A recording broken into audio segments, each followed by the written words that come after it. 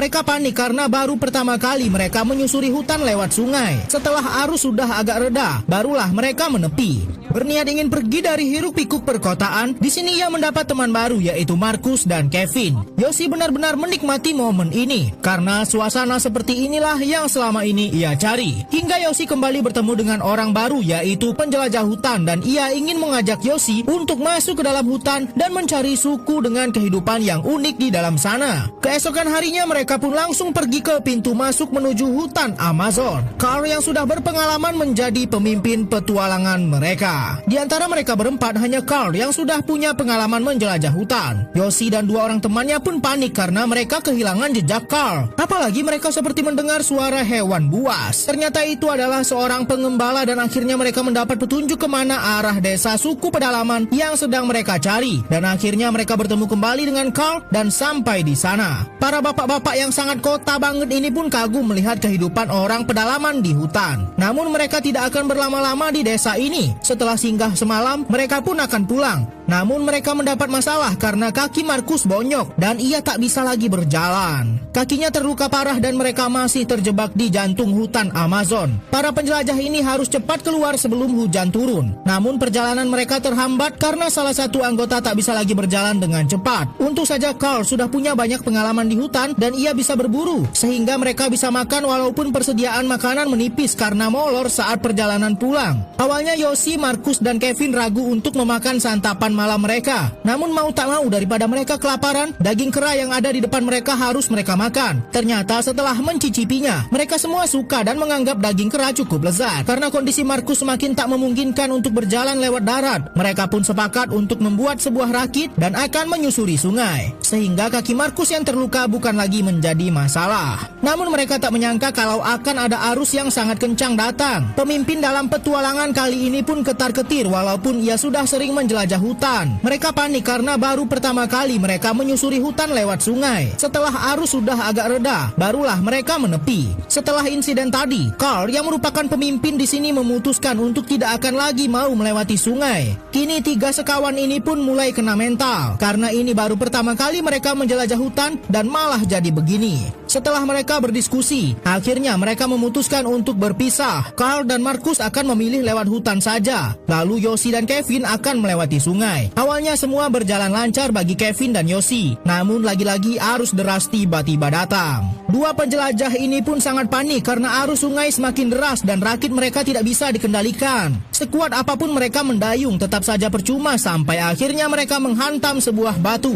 Kevin mencoba menggapai tepi terlebih dahulu dan ia nekat menerjang arus yang sangat deras. Sementara Yoshi masih sangat ketakutan. Namun karena arus semakin kencang, Yoshi malah terbawa arus yang sangat kencang dan ia tak bisa mengendalikan dirinya sampai sempat terhempas lagi ke batu. Namun untung saja Yoshi masih sadar dan berhasil menggapai sebuah batu dan menepi. Yoshi pun memanjat tepi tebing untuk mencari temannya, namun tidak ada tanda-tanda kehidupan. Sehingga terpaksa ia harus bermalam seorang diri. Keesokan paginya Yoshi sadar kalau tasnya terbawa arus dan ia pun cepat-cepat mengambil tasnya karena banyak persediaan di sana yang mungkin saja bisa menolongnya. Yoshi mulai merasakan keanehan di kepalanya yang benjol. Lalu ia nekat membedah kepalanya sendiri menggunakan pinset. Ternyata ada seekor hewan melata di jidatnya selama ini. Saat melanjutkan perjalanan, Yoshi melihat ada satu batang yang baru saja ditebas dan ia merasa kalau pasti ada kehidupan di sini. Namun saat Yoshi mengikuti jejak tanda kehidupan, ternyata pemukiman yang ada di hutan ini sudah hancur. Yoshi pun sudah merasa semakin lapar. Ia nekat memakan sebuah telur unggas mentah-mentah. Apapun memang harus dilakukannya demi bertahan hidup di hutan. Sepertinya peta yang dibawanya kini tidak ada gunanya lagi. Sepertinya hanya ada rasa putus asa di dalam dirinya. Cuaca yang buruk pun semakin membuat tubuhnya merasa sakit. Bayangkan saja terdampar sendirian di tengah hutan Amazon. Sudah berteriak meminta pertolongan tentu saja percuma. Yoshi pun sudah mulai lapar dan ia mencoba mengambil buah di atas pohon. Tapi saat ia memanjat malah kaget karena melihat seekor ular. Namun bukannya takut, Yoshi malah terus lanjut memanjat lalu menyerang ular yang sebenarnya sama sekali tak mengganggunya. Sepertinya Yoshi sudah membuat hutan ini marah kepadanya. Ia pun hanya seorang diri bermalam di tengah hutan. Yoshi belum menyerah pasrah dan masih mencoba mencari jalan keluar. Hanya bermodalkan peta buta, Yoshi berharap menemukan jalan. Sampai akhirnya Yoshi bertemu dengan hal paling mengerikan di hutan, yaitu hewan buas. Sudah terdampar seorang diri, tentu saja saat melihat jejak kaki Yoshi merasa senang. Namun setelah ia sadar, ternyata ia kembali ke tempat yang sebelumnya ia lewati dan jejak kaki itu adalah jejak kakinya sendiri. Yoshi pun semakin emosi. Cuaca semakin memburuk dan Yoshi hampir saja terseret banjir bandang. Sementara itu di sudut lain hutan ini, teman Yoshi yang ikut berkelana bersamanya sejak awal sudah ditemukan oleh para warga dan dibawa ke pemukiman. Kevin pun tentu saja tidak akan melupakan Yoshi begitu saja yang masih hilang dan terdampar. Namun tidak ada satupun orang yang percaya kalau Yoshi masih hidup karena sudah terdampar hampir sebulan. Namun Kevin masih yakin kalau Yoshi masih hidup dan untung saja ada satu orang yang mau mengantar Kevin mencari Yoshi yang kini masih berjuang bertahan hidup. Setelah semua hal berat yang ia alami, tentu saja Yoshi tidak akan menyerah dengan kehidupannya dan saat ada pesawat lewat, Yoshi berusaha melambaikan tangannya. Namun tentu saja hal itu sia-sia dan ternyata orang di dalam pesawat itu adalah teman Yoshi yang berusaha mencarinya. Hari-hari pun terus berlalu dan Yoshi sudah semakin kehilangan akal sehatnya. Tanpa sadar Yoshi malah membuka pakaiannya lalu ia membiarkan tubuhnya tergigit semut. Entah apa yang ada di pikiran Yoshi melakukan ini semua. Ia seperti teringat semua orang yang pernah ada di dalam hidupnya dan semua hal buruk yang sudah ia lewati sebelum terdampar. Akhirnya Yoshi pun berhenti di pinggir sungai lalu menyusun bambu dengan inisial namanya dan berharap ada yang melihatnya dari pesawat. Lalu keesokan paginya teman Yoshi sudah tiba di tempat Yoshi terdampar malam sebelumnya. Namun Yoshi sudah tidak ada lagi. Kevin dan warga yang menolongnya harus segera kembali karena arus sungai sudah semakin deras. Dan ternyata Yoshi masih berada tak jauh dari tempat ini. Saat Yoshi sadar, ia hanya bisa terdiam melihat temannya pergi menjauh. Ia tak bisa lagi berteriak karena tak ada lagi tenaga dalam dirinya. Namun karena insting pertemanan yang sangat kuat, Kevin tak sengaja menoleh ke arah Yoshi. Ia pun langsung putar balik dan menyelamatkan Yoshi yang sudah terdampar hampir 1 bulan. Yoshi pun langsung diselamatkan dan dibawa ke pemukiman. Para warga tak menyangka Yoshi masih bisa bertahan hidup walaupun sudah terdampar berhari-hari.